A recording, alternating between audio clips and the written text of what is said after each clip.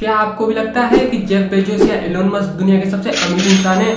अगर आपका जवाब हाँ है तो इतिहास आपको गलत साबित करने वाला है। आज से लगभग 700 साल पहले दुनिया के नक्शे पर एक ऐसे राजा का जन्म हुआ जिसकी दौलत के सामने आज के सारे अरबपति चिल्लर लगते हैं। एक ऐसा राजा जो जिस जमीन पर कदम रखते वहाँ की इकोनॉमी हिल जाती थी।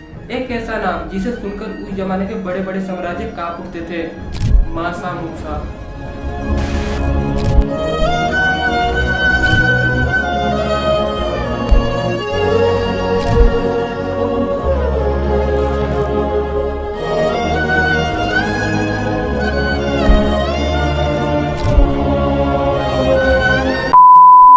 सॉरी दोस्तों, वो मैं थोड़ा बजट के ज्यादा ही बाहर चला गया था। लेकिन जब इतिहास के सबसे बड़े गोल्ड मैन की बात हो रही हो तो एंट्री भी तो फिल्मी होनी चाहिए।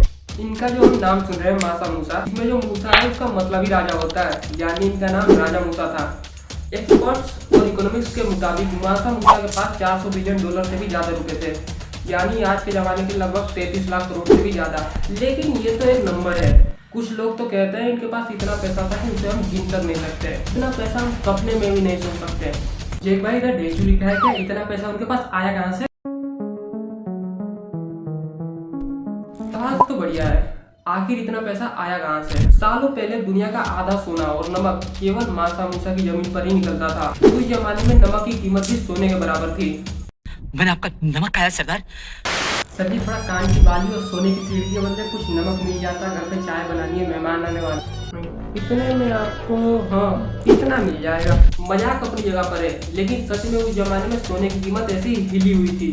और असली तमाशा, जब साल 1324 में मासा मूसा अपनी यात्रा यानी हज के लिए निकले।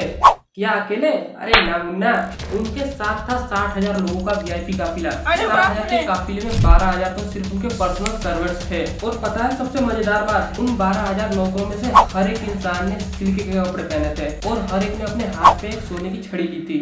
साथ में थे 80 ऊँट और हर एक ऊँट पर लदा था लगभग 130 किलो सोना, प्योर गोल्ड। राजा जी भी रास्ते में हर गरीब और जरूरतमंद को सोना बांटते हुए चल रहे थे, मतलब चलते फिरते सोना बांटो योजना। लेकिन वो होता है ना, कर्म करने जाता हो और कांड हो जाता है। सेम ऐसा ही राजा जी के साथ हुआ। राजा ने सोचा था कि वो पुण्य कर रहा है, लेकिन कोरियो पहुंचते पहुंचते उसने इतना सोना बांट दिया था कि सोने की कीमत मिट्टी में मिल गई। नतीजा, पूरे इजिप्ट में 12 साल तक हाइपर इन्फ्लेशन आ गया। ये इतिहास में पहली बार हुआ था कि एक अकेले राजा के दानवीर बन के चलते पूरे देश की इकोनॉमी तबाह हो गई। मासा मूसा के पास तो सिर्फ सोना था, लेकिन इतिहास के पन्नों में एक ऐसा शख्स भी गुजरा है जिसके कदमों के नीचे पूरे आसमान की जमीन थी। एक ऐसा रूथलेस डिक्टेटर जिसने इतना खून बहाया कि दुनिया की पॉपुलेशन घट गई और आज भी हर 20 में से एक शख्स के अंदर उसका जीन्स मिल जाता है। और तो और आज तक इस पूरी दुनिया में किसी को नहीं पता कि उसकी कब्र कहाँ है। एक ऐसा नाम जिसके जिक्र से आज भी पूरा इतिहास काम होता है।